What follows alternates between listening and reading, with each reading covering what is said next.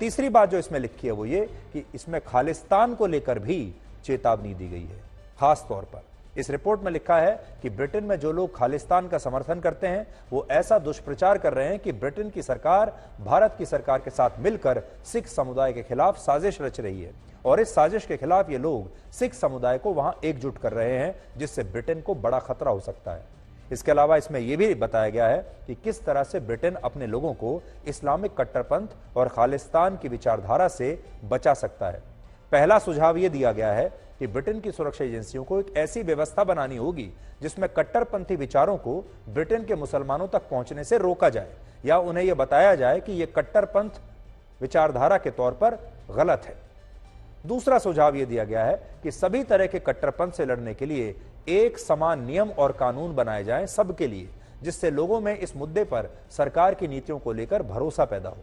और तीसरा सुझाव यह है कि ब्रिटेन की सुरक्षा एजेंसियों को उस फंडिंग पर रोकथाम के लिए कदम उठाने चाहिए जिससे ब्रिटेन में आतंकवाद की विचारधारा मजबूत हो रही है। यह रिपोर्ट आज मैं अपने साथ लेकर आया हूं, इसके कुछ अंश आपको पढ़कर सुना दूंगा। यह वो रिपोर्ट है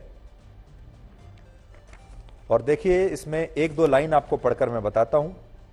इस रिपोर्ट में वो लिखते हैं, I have similar concerns over how rhetoric from Pakistan is impacting UK Muslim communities when it comes to inflaming anti-India sentiment, particularly around the subject of Kashmir. कि ब्रिटेन में रहने वाले मुसलमानों को कश्मीर के नाम पर भड़काया जा रहा है। फिर इसमें आगे चलकर यह भी लिखा है, There are examples of those convicted of terrorism offenses in the UK who had first fought in Kashmir. तो बहुत सारे लोग ऐसे हैं जो कश्मीर में आतंकवादी रह चुके हैं और बाद में वो ब्रिटेन में वहां पकड़े गए आतंकवाद के जुर्म में। और सबसे जो बड़ी बात है, खालिस्तानियों को थोड़ा ध्यान से सुनना चाहिए। इसमें खालिस्तान के बारे में लिखा है, prevent should also be mindful of pro Khalistan extremism emerging from the UK's Sikh communities.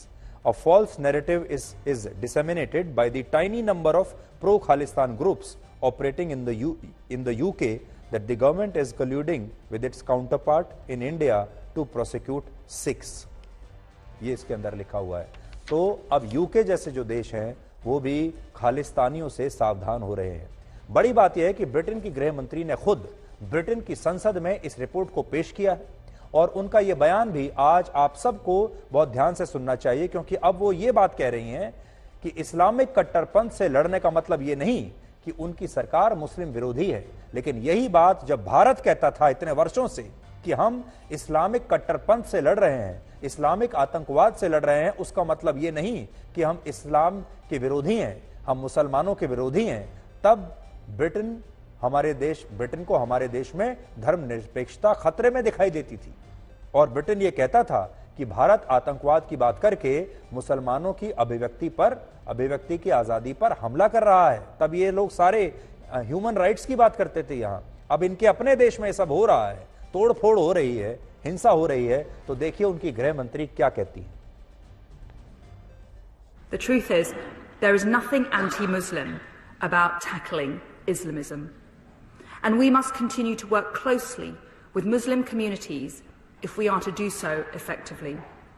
In fact, William Shawcross rightly commended the excellent, brave work to challenge Islamism in local communities.